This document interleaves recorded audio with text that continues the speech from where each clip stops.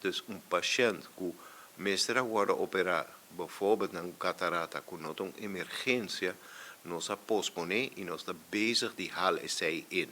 Aún nos tiene cantidad suficiente na IMSAM para cubrir toda la operación en día wonan, pero ahora tiene un problema agudo de Netflix que laga los, bo meester operar en 48 horas, de mayoría de casos, bo no puede guardar más.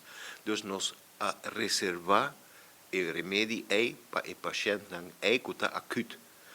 Un paciente que tiene un cataracta, é lamentável que nós não temos mundialmente o remédio, que nós não podemos operar no tempo que nós visa que nós vai operar, mas agora nós estamos bezig com inhal procedura. Me quero estipular também que durante a hopi anos nós temos wachtlijst bastante largo de pacientes que meester operar catarata.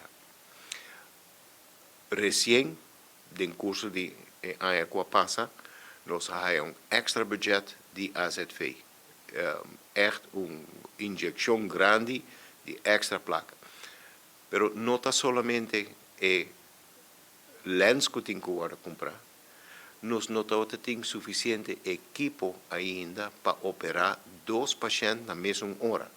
Então vamos ter eigenlijk 2 câmaras especiais para operar paciente com o. Dus nós bestellen die 2 microscoop. Nós bestellen die 2 camas para paciente. Nós cama também é algo especial. Nós bestellen turcos em duplo. Agora, nós estamos bezig com turcos a chegar a Aruba. Tem 2 fatores muito grandes. É envelhecimento de nossa população.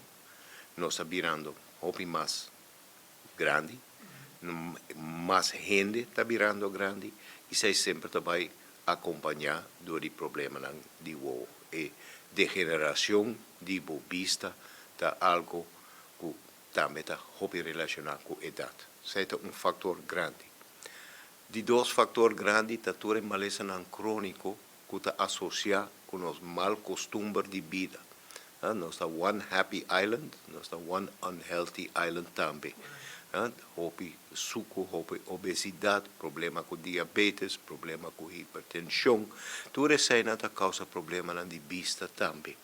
E também não olvidar, é só forte que nós temos que na Aruba, seguro também é fator.